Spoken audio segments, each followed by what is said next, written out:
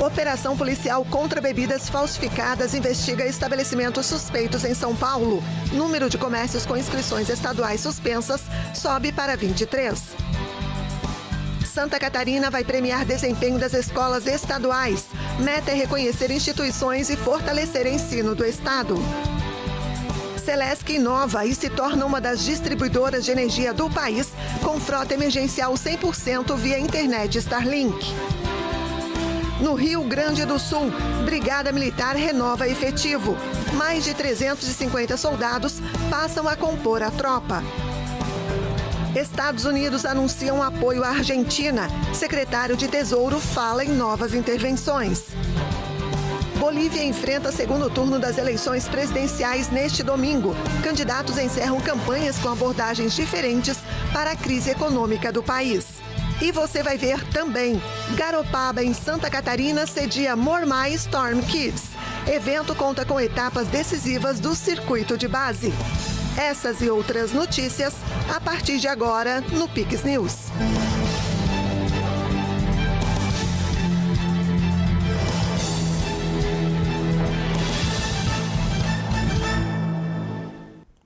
Olá, sejam todos bem-vindos ao Pix News desta sexta-feira, 17 de outubro. Agora no horário de Brasília, 8h04.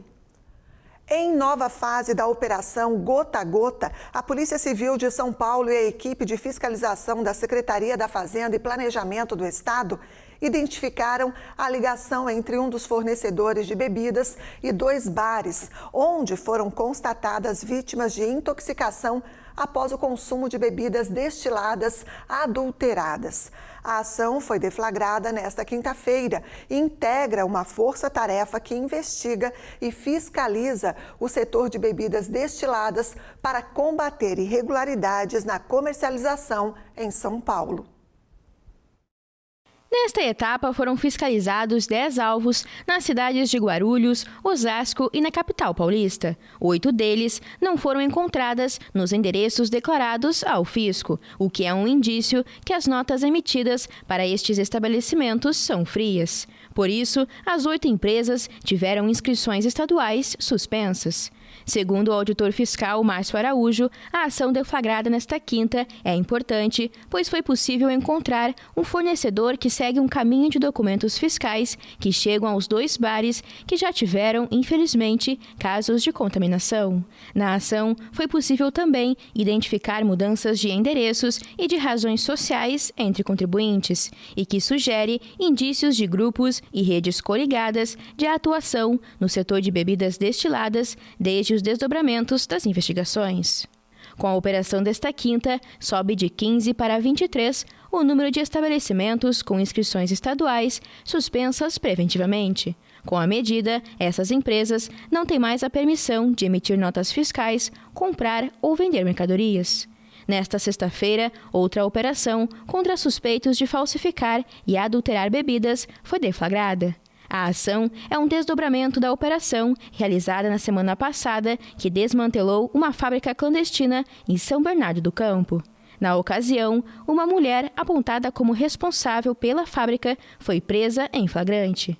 Entre os alvos da operação de hoje estão familiares da suspeita, que são investigados por vender a bebida que intoxicou um homem atualmente internado em estado grave após consumir o produto em um bar localizado na região da Saúde, zona sul da capital paulista. A Polícia Civil realizou diligências, cumprimentos de mandado de busca em algumas residências e concluiu, depois do inquérito policial, de uma vítima de nome Cláudio, que havia sido contaminada por metanol, que fez a ingestão de vodka em um bar na Saúde, que a mesma fábrica clandestina de São Bernardo do Campo, que foi objeto de diligências na semana passada, inclusive com a prisão da criminosa de nome Vanessa, que foi presa em flagrante, porque no ato da diligência ela estava adulterando as bebidas. Essa mesma fábrica que vendeu bebidas para o Bar na Moca, que lamentavelmente vitimou de forma fatal 2 vítimas e contaminou essa outra vítima num bar na Saúde. Ou seja, são 2 endereços distintos,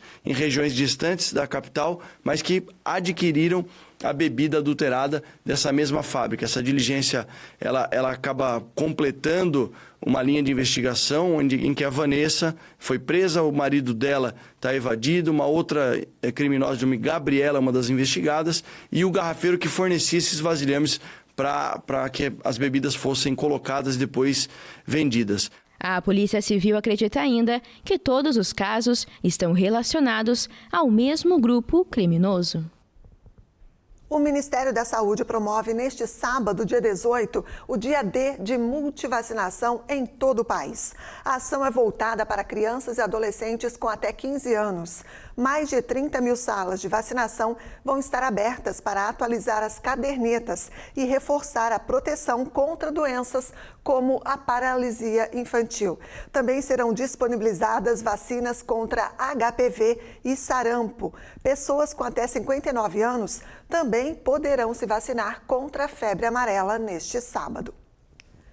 O governo de Santa Catarina vai premiar 85 escolas estaduais com os melhores resultados no Índice de Desenvolvimento da Educação Básica, o IDEB. A iniciativa pretende reconhecer o esforço das escolas e incentivar melhorias na qualidade do ensino em todo o estado. O prêmio, chamado Reconhecer, foi criado pela Secretaria de Estado da Educação para valorizar as escolas que alcançaram os melhores desempenhos no IDEB, indicador nacional que mede a qualidade da educação básica a partir do rendimento dos alunos e das notas obtidas em avaliações. Ao todo, 85 escolas estaduais serão contempladas.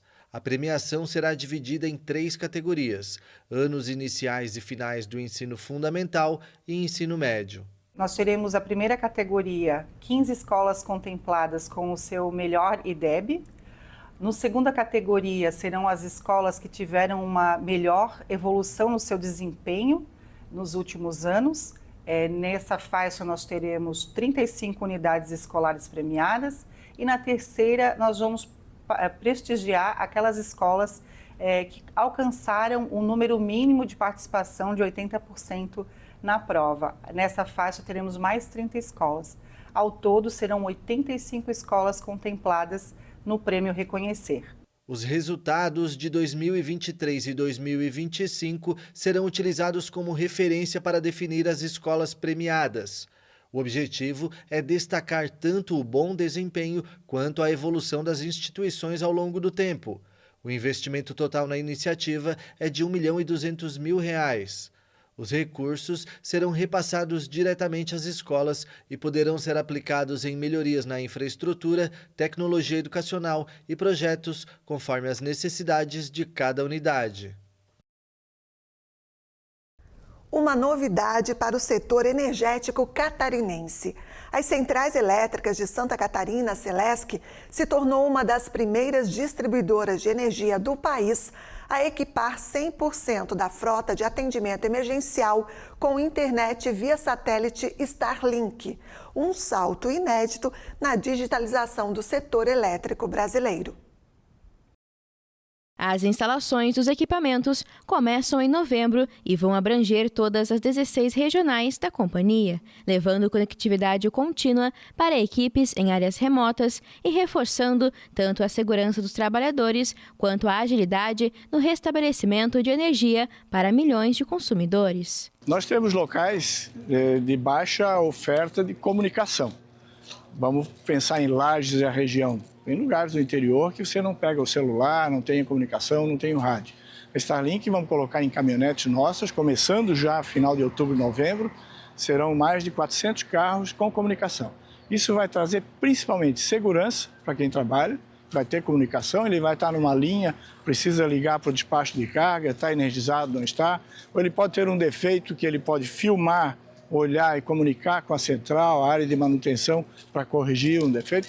É segurança acima de tudo, mobilidade e agilidade. Nós queremos continuar sendo a empresa mais rápida a atender em qualquer circunstância. A contratação foi firmada no fim de agosto com a Telespazio Brasil, revendedora autorizada da Starlink no país, e contempla a compra dos equipamentos, entre antenas e acessórios, e um contrato anual de fornecimento do serviço de internet de baixa órbita. O investimento total é de R$ 12.600.000, incluindo a aquisição e o primeiro ano do serviço. A tecnologia foi testada em projeto piloto com resultados positivos, especialmente em áreas de sombra de sinal, zonas rurais, serranas e de mata fechada. A Grande Florianópolis recebeu uma nova subestação da Celesc que vai atender mais de 14 mil clientes. Localizada às margens da SC 281, no município de São José, a nova subestação recebeu investimento de quase 37 milhões de reais, por meio da Celesc e do governo estadual. A estrutura foi projetada para reforçar o sistema elétrico da região da Grande Florianópolis, atendendo cerca de 14.500 unidades consumidoras, sendo 12.500 em São José e 2.000 em São Pedro de Alcântara, com foco na expansão industrial e no crescimento urbano. Que vai melhorar a vida de 15 mil unidades no mínimo. Vai fazer com que está dentro daquela batida que a nossa Celesc vive um novo momento em Santa Catarina, de investimento, de projeção no mercado elétrico, fazendo entrega. A cidade de São José tem crescido muito e vai crescer muito mais, e o local de crescimento é para essa área aqui. Então, mais do que nunca, nós temos que trabalhar na infraestrutura. A Prefeitura tem feito a sua parte, o Governo do Estado também. A subestação foi construída em uma área de 6.600 metros quadrados, contando com 2 linhas de entrada de 138 kV, 2 transformadores de 28 MV-ampere e 6 alimentadores de 13,8 kV, com possibilidade de expansão futura. O projeto prevê ainda a instalação de até 4 transformadores e 40 MV-ampere e 18 alimentadores, além de bancos de capacitadores que devem melhorar a qualidade e a estabilidade da energia distribuída. Com isso, a capacidade total de atendimento poderá chegar a 40 mil residências. E mais, aqui onde nós estamos existe espaço para duplicar ou triplicar a capacidade, ou seja, mais oferta de energia, a indústria está aqui e essa é a razão de estar nesse local para atender um polo industrial, mas atende toda a Grande Florianópolis. O governo do Rio Grande do Sul realizou hoje a formatura de novos soldados. O efetivo passa a contar com mais de 350 novos profissionais. 356 alunos que finalizaram o curso de formação policial passaram a integrar o efetivo da Brigada Militar. A formatura ocorreu na manhã desta sexta-feira na Academia de Polícia Militar em Porto Alegre. 304 homens e 52 mulheres serão distribuídos nas unidades da região metropolitana e do litoral gaúcho, reforçando a tropa. Em julho deste ano, a Brigada Militar já havia tido reforço de 539 novos soldados. Desde 2019, o número de policiais que compõem as fileiras da corporação subiu de 15.900 para 17 mil profissionais. Temos conseguido obter números muito expressivos de redução de criminalidade no estado. Setembro, o último mês fechado, foi o mês mais seguro já registrado no estado, ou seja, na história recente.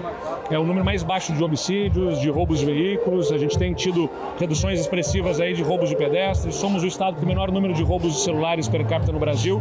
Todos esses indicadores estão associados a um investimento robusto, não apenas em viatura, armamento, tecnologia, mas também nos efetivos, nos chamamentos, na incorporação de novos homens e mulheres nas forças de segurança. Hoje a gente incorpora novos 356 homens e mulheres na Brigada Militar. Temos um concurso público de 1.200 vagas em andamento.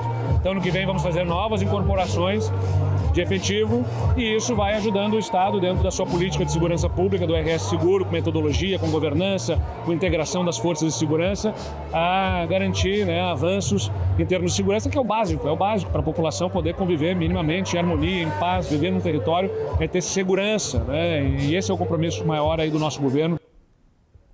Agora uma pausa e você vai ver a seguir. Hamas se compromete a devolver todos os corpos de reféns a Israel. Segundo turno das eleições presidenciais na Bolívia será marcado pela volta da direita ao poder.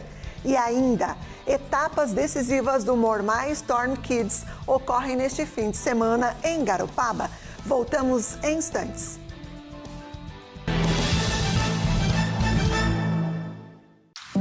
A vida precisa de cuidados. E para garantir saúde, é preciso dedicação, presença, laços fortes e esforço constante. A Casan está passando por uma profunda reestruturação com investimentos recordes em infraestrutura de água e esgoto em todo o estado. Mais segurança no abastecimento e ampliação no saneamento com mais qualidade e eficiência. Governo de Santa Catarina e Casan. Cuidar da vida é nossa maior obra. A reforma tributária vai impactar a sua alimentação e da sua família. 57 mil brasileiros morrem todos os anos devido ao consumo de ultraprocessados. E mesmo assim, esses produtos ainda podem receber incentivos fiscais. Você precisa agir agora. Exija mais impostos para os ultraprocessados e menos impostos para os alimentos saudáveis. Acesse já doceveneno.org.br e mostre o seu apoio. O que é Garopaba? É luz, é verão, é esporte, é música, é tainha, é tempero, é história, é encanto, é tradição, é cultura, é pra criança, é pra família. Garopaba é a Garopaba. Venha viver de perto. O combustível é legal porque te leva para onde você quiser. Para isso acontecer, é importante você confiar na marca onde abastece. Marca você escolhe. Marca tem história. É garantia de procedência e qualidade. E isso a gente não abre mão. Preservar tudo isso é um compromisso do setor de combustíveis. Combustível Legal. Legal é tudo que ele faz por você e pelo país. Uma iniciativa da Plural.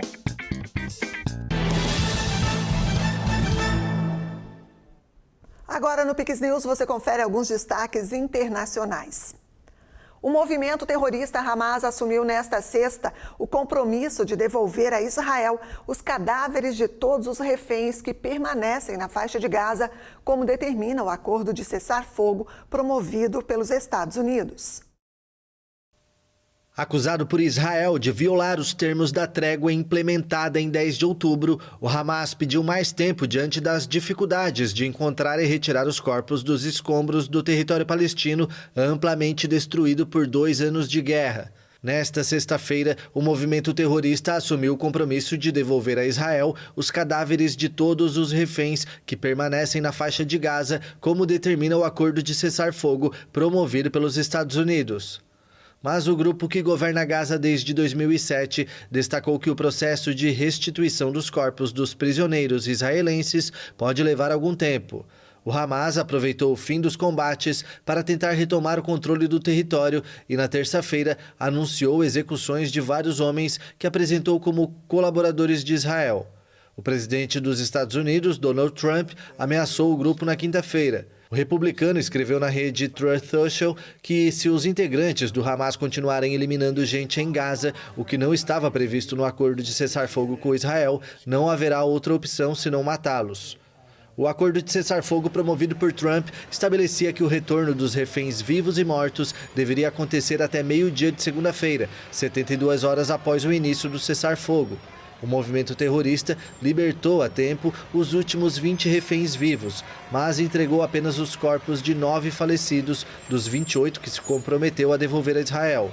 O primeiro-ministro israelense, Benjamin Netanyahu, afirmou na quinta-feira que está determinado a recuperar todos os cadáveres. Em um comunicado, o Hamas reiterou o compromisso com o cessar-fogo e a devolução dos corpos, mas afirmou que recuperar os restos mortais exigia equipamentos especiais. A Turquia anunciou na quinta-feira o envio de especialistas para participar da busca por cadáveres nos escombros, incluindo os dos reféns. Uma bomba lançada na madrugada desta sexta destruiu o carro do conhecido jornalista italiano Sigfrido Ranucci, na cidade de Pomésia.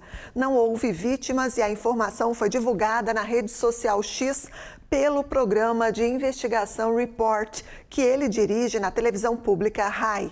O veículo da filha do jornalista e a fachada da casa dele, que fica a 20 quilômetros ao sul de Roma, também sofreram danos. O texto no X diz que a potência da explosão foi tamanha que poderia ter matado alguém que estivesse passando por perto. O programa Report publicou ainda um vídeo que mostra o veículo destruído e outro automóvel com danos visíveis. O incidente foi condenado por vários líderes políticos, incluindo a primeira-ministra Giorgia Meloni, que expressou solidariedade ao jornalista e criticou o episódio como um grave ato de intimidação. O secretário do Tesouro dos Estados Unidos, Scott Bessent, informou nesta sexta que realizou uma intervenção nos mercados para adquirir pesos argentinos, em mais uma ação na estratégia de apoio financeiro à administração do presidente Javier Milei. Em postagem na rede social X, Bessent afirmou que o Tesouro comprou pesos na quinta-feira no Swap de Blue Chips e no mercado à vista, e que mantém uma comunicação estreita com a equipe econômica argentina. O secretário finalizou afirmando que o Tesouro americano tem capacidade de agir com flexibilidade e força para estabilizar a Argentina. Um swap de blue chips é um tipo de operação financeira que permite a um investidor comprar um ativo estrangeiro, geralmente desvalorizado, e depois vendê-lo em um mercado local a um preço maior, obtendo lucro na troca. O governo do presidente Donald Trump demonstra estar decidido a apoiar a Argentina, a qual prometeu nesta semana até 40 bilhões de dólares, 217 bilhões de reais em fundos públicos e privados para enfrentar as turbulências dos mercados. Milei, que visitou a Casa Branca na terça-feira para agradecer esse apoio, enfrenta uma decisiva eleição legislativa no dia 26 de outubro. Domingo é dia de segundo turno nas eleições presidenciais da Bolívia. O grande desafio dos candidatos é enfrentar a crise econômica do país. O ex-presidente de direita, Jorge Quiroga, e o senador de centro-direita, Rodrigo Paz, que vão disputar a presidência da Bolívia no segundo turno, no domingo, propõem abordagens diferentes para lidar com a aguda crise econômica. O país, de 11 milhões de habitantes, está encerrando um ciclo de 20 anos de governos de esquerda. E a crise econômica é a pior em 4 décadas. A Bolívia quase esgotou as reservas em dólares para sustentar uma política de subsídios aos combustíveis. A escassez de moeda estrangeira e combustíveis desencadeou uma inflação anual de 23%. O ex-presidente de direita, Jorge Quiroga, prometeu abrir a economia boliviana aos mercados internacionais. Vocês têm que insultar os gringos. Não, isso foi um erro. Os gringos, os europeus, os chineses, os coreanos, os japoneses, os vizinhos. Vocês não precisam insultá-los. Vocês têm que vender a eles produtos que gerem empregos, que lhes tragam investimentos, que nos tragam divisas, que nos deem um futuro. Que nos traga divisas, que nos dê futuro. Ele foi presidente da Bolívia por 12 meses, depois que o ex-presidente Hugo Banzer, um ex-oficial militar democraticamente eleito, foi forçado a renunciar devido a um câncer terminal, quando Quiroga era o vice-presidente. Se define como um liberal que vai pôr fim a 20 anos de socialismo. Já o candidato Rodrigo Paz evita pretensões ideológicas e propõe capitalismo para todos. Ele distribuiria metade do orçamento público entre os 9 departamentos e reestruturaria as finanças estaduais antes de recorrer a novos empréstimos internacionais. As pessoas querem capital, por isso propusemos capitalismo para todos, para que o dinheiro entre e você possa abrir a sua empresa, seu negócio, comprar um carro, um teto, saúde e educação. Paz foi deputado federal, prefeito e agora senador por Tarija, um departamento rico em gás e petróleo, de onde veio a família. Ele é filho do ex-presidente Jaime Paz Zamora e teve a família perseguida por ditaduras militares. Ele chegou inesperadamente ao segundo turno e venceu o primeiro. As pesquisas o colocavam entre o terceiro e o quinto lugar, uma semana antes daquela eleição. E agora, Paz também não parece ser o favorito. O coronel Michael Randrianirina tomou posse como presidente de Madagascar nesta sexta-feira, poucos dias após um golpe militar que obrigou o ex-presidente Andry Rajoelina a fugir do país. A derrubada de Rajoelina foi impulsionada por um movimento de protesto iniciado por jovens em 25 de setembro, devido à falta de água e energia elétrica. Randrianirina liderou a unidade militar que se amontinou e aderiu ao protesto dos manifestantes antigovernamentais no fim de semana passado. A fim de garantir uma gestão sólida e responsável das finanças públicas, estamos empenhados em implementar uma política de contenção fiscal, limitando os gastos públicos às necessidades prioritárias e vitais da população. É hora de acabar com qualquer desperdício de fundos públicos. A cerimônia de posse, comandada pelo presidente do Tribunal Constitucional, contou com a presença de militares, políticos, representantes do movimento de protesto e várias delegações estrangeiras, incluindo a dos Estados Unidos, União Europeia, Rússia e França. Em reunião hoje na Casa Branca com o presidente ucraniano Volodymyr Zelensky, o presidente dos Estados Unidos, Donald Trump, afirmou que o colega russo Vladimir Putin quer encerrar a guerra com a Ucrânia. Mas Zelensky acredita que o líder russo não está pronto para a paz. Também nesta sexta, Trump sugeriu que seria prematuro entregar mísseis Tomahawk para a Ucrânia e destacou que espera assegurar a paz com a Rússia primeiro.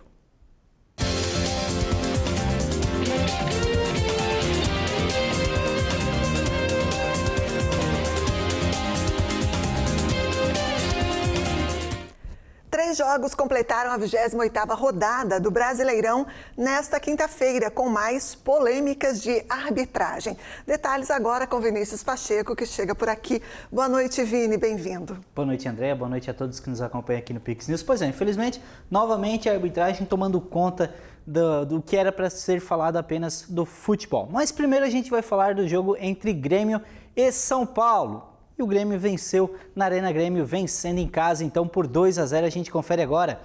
O Carlos Vinícius fez o primeiro gol, aí a reclamação de impedimento, mas por esse lance dá para ver que ele estava com a posição legal. E na sequência, pênalti marcado em cima do Edenilson, falta dentro da área, é pênalti e ele de novo, o Carlos Vinícius vai converter aí com o auxílio do VAR, o juizão marcou o pênalti e Carlos Vinícius marcou então o segundo gol do Grêmio, vencendo então em casa e se afastando cada vez mais da zona de rebaixamento.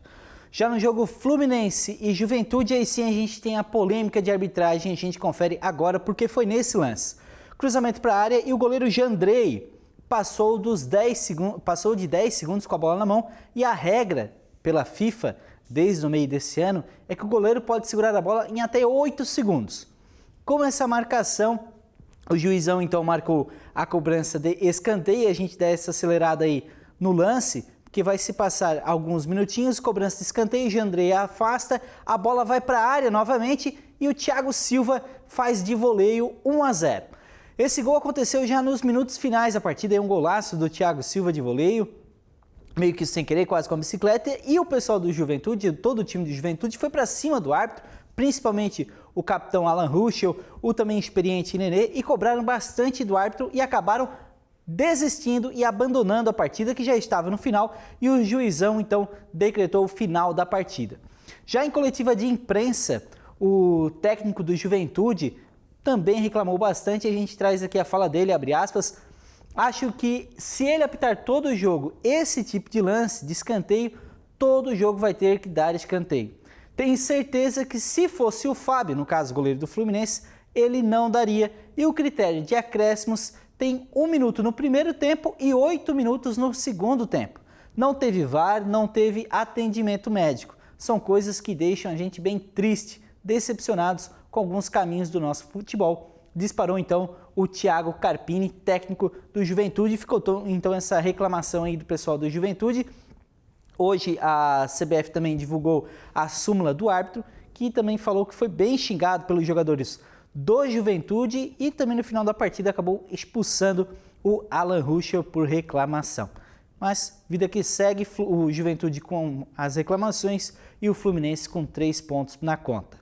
Já o jogo, o clássico baiano, Vitória e Bahia, melhor para o rubro-negro. E a gente confere agora, bola na mão na grande área, é pênalti que o Renato Kaiser converteu, abrindo o placar da partida, 1-0 para o Vitória. O Bahia chegou a empatar com o Thiago e na sequência o Vitória ficou na frente de novo com o Raul Cárceres, 2-1 para o Vitória. Com esses resultados, a gente confere agora como está a tabela do Campeonato Brasileiro. O Palmeiras continua na liderança. O Fluminense foi a 41 pontos, ficando aqui então na 7ª colocação. Virando a tabela, a gente vê aqui que o Vitória, mesmo vencendo, né, permanece na zona de rebaixamento com 28 pontos. O Bahia continua lá na parte de cima da tabela, então pouca coisa alterou. O Juventude também permanece na vice-lanterna do Campeonato Brasileiro.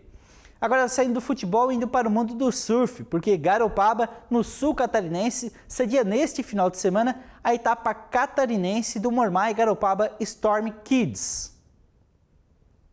Nas imagens desta sexta-feira, é possível ver as equipes finalizando a montagem da estrutura do circuito de base de surf que reúne jovens e atletas de diferentes faixas etárias em busca de destaque no cenário estadual. A competição vale 7.000 pontos no ranking catarinense de 2025. Organizado pela Associação de Surf de Garopaba, em parceria com a FECASurf e com o apoio da Prefeitura de Garopaba, o evento será realizado na Praia Central, na estrutura do Mormai Praia. Além de fomentar o desenvolvimento esportivo, a competição integra o calendário de competição das categorias de base. Os atletas disputarão nas categorias do Sub-8 ao Sub-18, masculino e feminino, e conquistarão pontos fundamentais para as colocações no ranking estadual. Bacana. E, André, a gente se despede. Na segunda-feira a gente volta trazendo as informações da rodada do Campeonato Brasileiro. Lembrando que, nesse domingo, Palmeiras e Flamengo vão disputar aí quem vai permanecer na liderança do campeonato. Na verdade, mesmo que se o Flamengo vença, o Palmeiras ainda permanece na liderança por questão de critérios de desempate, que é o número de vitórias. O Palmeiras tem 2 vitórias a mais que o Flamengo. Mas o que importa é que o Flamengo pode encostar e empatar, ou o Palmeiras abrir uma vantagem aí de 6 pontos acima do rubro-negro. Então, essa próxima rodada tem a ser bem decisiva. A gente volta semana que vem. É isso aí. Obrigada. Bom fim de semana, Vini. Boa noite. E agora a gente vai falar de estreia na telinha da Pix TV. Neste sábado, aqui na Pix, nós vamos dar largada a mais uma temporada do Pix Saúde. No programa de estreia, nós vamos falar sobre luto com a psicóloga Cláudia Mazzoni. O assunto, que deveria ser encarado de forma natural, é complexo. Cada pessoa enfrenta o processo de forma bem particular. A psicóloga nos orienta a lidar com o tema. O luto é universal, as perdas elas acontecem desde o início da vida. Na infância, todos nós perdemos a chupeta. Isso é uma perda e a partir daí se instaura um processo onde a gente vai precisar se readaptar. Na adolescência nós perdemos vínculos, na idade adulta nós nos divorciamos, na idade adulta nós temos diagnósticos de doenças, né, graves, enfim. E então todos esses processos, eles se caracterizam como luto. Pix Saúde, então, nova temporada neste sábado, a partir das 11h30 da manhã, aqui na tela da Pix TV. Você está convidado a acompanhar. E assim a gente encerra o Pix News desta sexta-feira. Nossas reportagens e a edição completa você revê no Pix News HD. Curte e compartilhe os nossos conteúdos. Mais notícias também no pixtv.com.br, é só acessar. Na sequência tem CinePix. E a gente se encontra, então, na segunda-feira, a partir das 8 da noite, no horário de Brasília, com mais uma edição inédita do Pix News. Pix TV, conectando você ao melhor conteúdo todo dia.